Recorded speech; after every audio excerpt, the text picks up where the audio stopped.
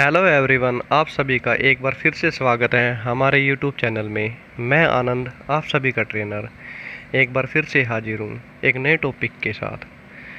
आज डिस्कस करेंगे हम रेजिस्टेंस वेल्डिंग के बारे में। रेजिस्टेंस वेल्डिंग हम कैसे करते हैं और इसके कौन कौन से टाइप्स होते हैं। सबसे पहले हम इसके कुछ बेसिक के बारे में पढ़ लेते हैं कि रेजिस्टेंस वेल्डिंग होती क्या है।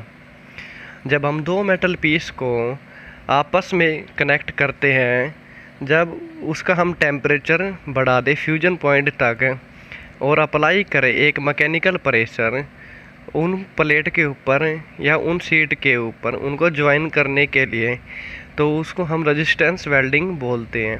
ये काम कैसे करती है, इसके अंदर हम अल्टरनेटिंग करंट का यूज करते हैं वेल्डिंग प्रोसेस के लिए।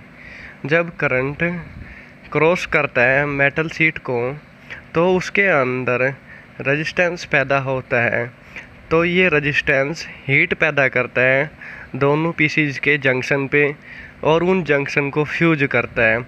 फिर हम मैकेनिकल प्रेशर की हेल्प से उन दोनों प्लेट को जोड़ देते हैं।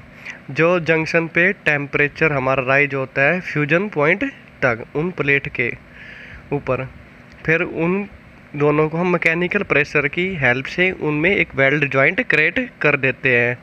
इसका जो जर्नल फॉर्मूला है हीट जनरेशन का, वो होता है I²R/T। इसमें जो I है जो है करंट जो हम पास करेंगे जो प्लेट्स के अंदर से, जो R है जो रेजिस्टेंस पैदा होगा करंट के कारण, T है कितने टाइम के लिए हम प्लेट से पास करेंगे, और K है थर्मल कॉन्स्टेंस। K हमारा डिपेंड करता है पार्ट ज्योमेट्री पे और वेल्ड फोर्स के ऊपर डिपेंड करता है K। तो ये जनरल फॉर्मूला है हीट जनरेशन का, I²R/T।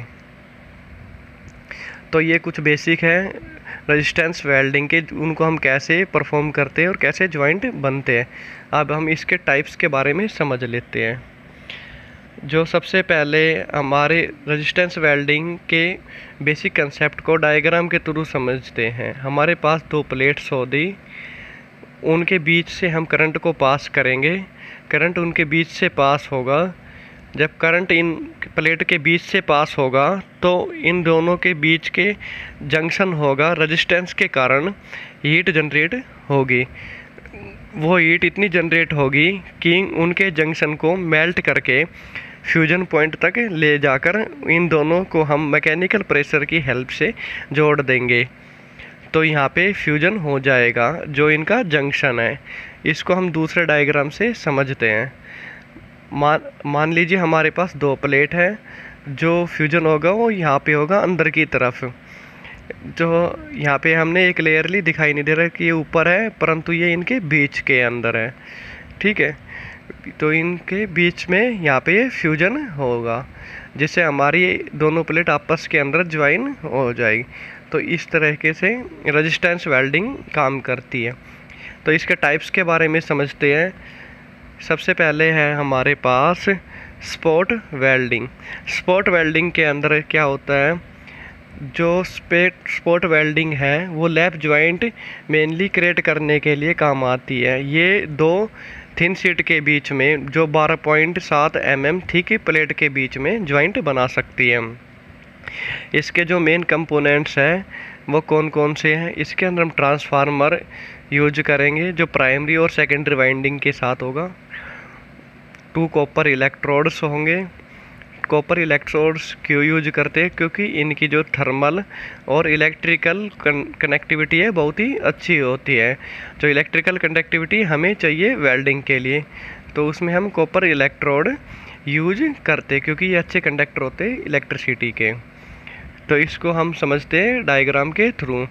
हमारे पास होता है एक ट्रांसफार्मर, ये ट्रांसफार्मर कोर है, इसके ऊपर हमारी प्राइमरी वाइंडिंग होती है और हमारी सेकेंडरी वाइंडिंग होती है।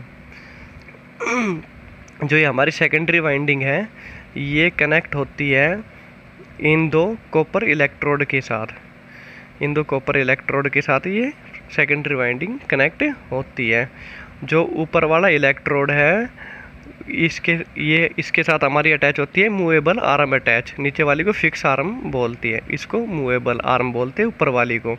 ये ऊपर और नीचे की तरफ मूव कर सकती है प्लेट को टाइट करने के लिए और उन पे प्रेशर बनाने के लिए। जो ये आर्म और ये इलेक्ट्रोड है ये ऊपर की नीचे की तरफ मूव कर सकते हैं। इन दोनों के बीच में प्लेट्स को या शीट को रखा जाता है।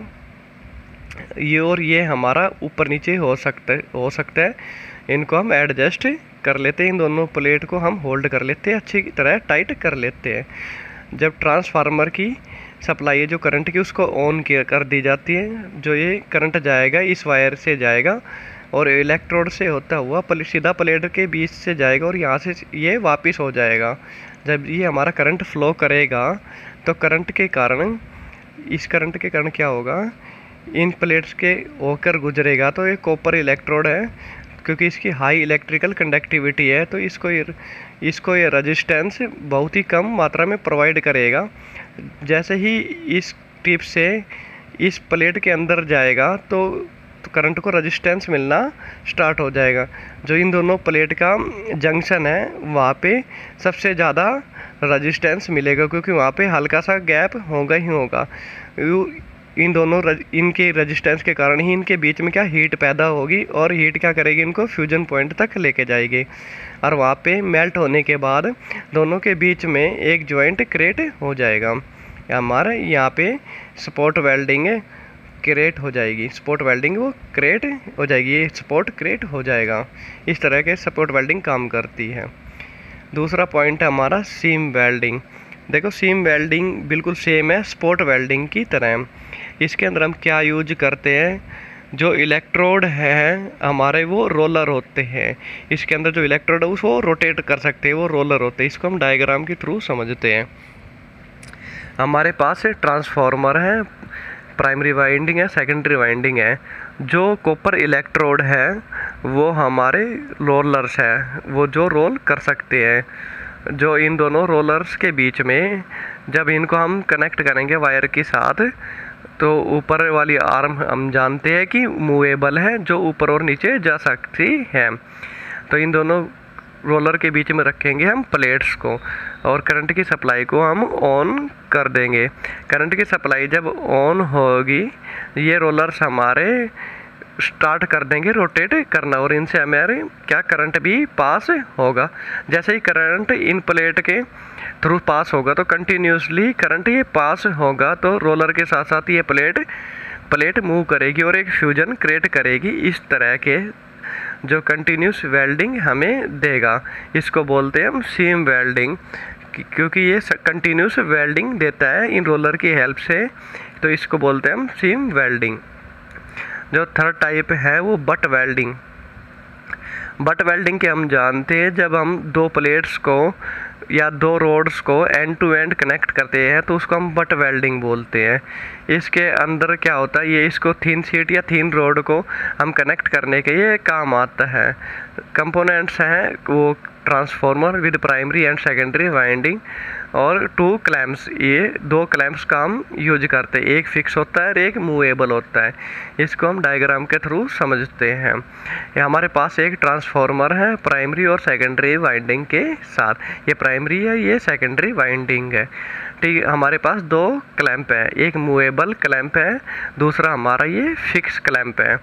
फिक्स क्लैम्प हमारा फिक्स रहेगा और मूवेबल हमारा मूव करेगा और ये दोनों कनेक्ट हैं हमारे सेकेंडरी वाइंडिंग के साथ।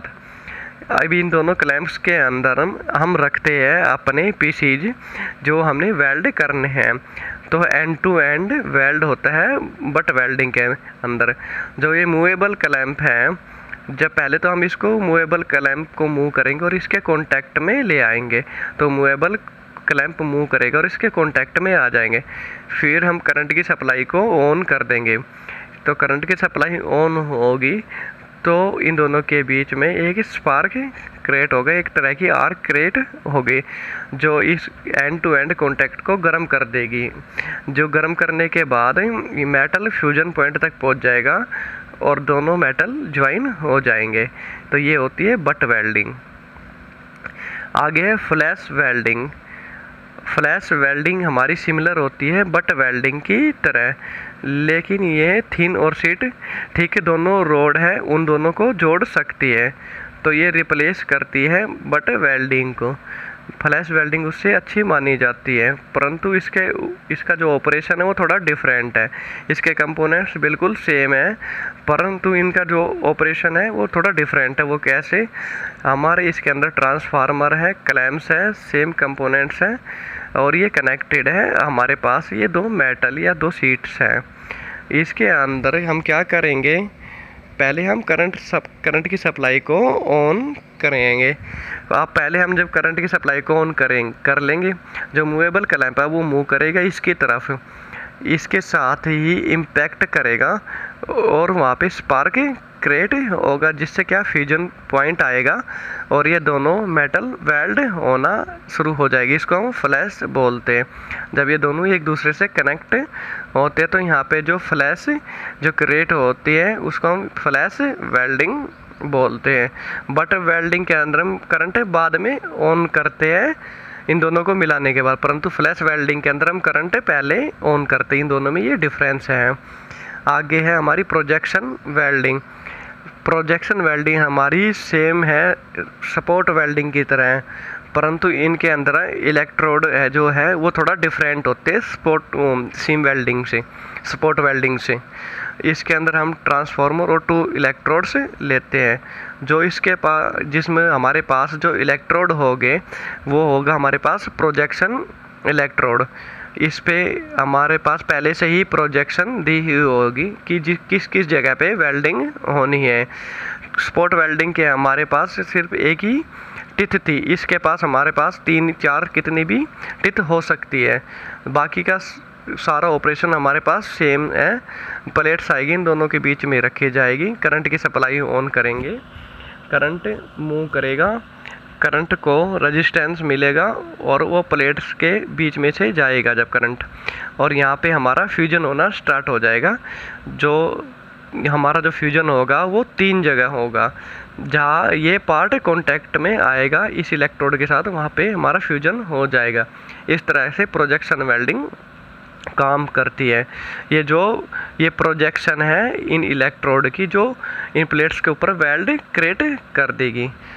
और ये थे हमारे types of resistance welding. Thank you so much ये वीडियो देखने के लिए। और ज़्यादा अपडेटेड वीडियो के लिए हमारे चैनल को शेयर करें, सब्सक्राइब करें, बेल आइकन को दबा कर रखें। Thank you so much.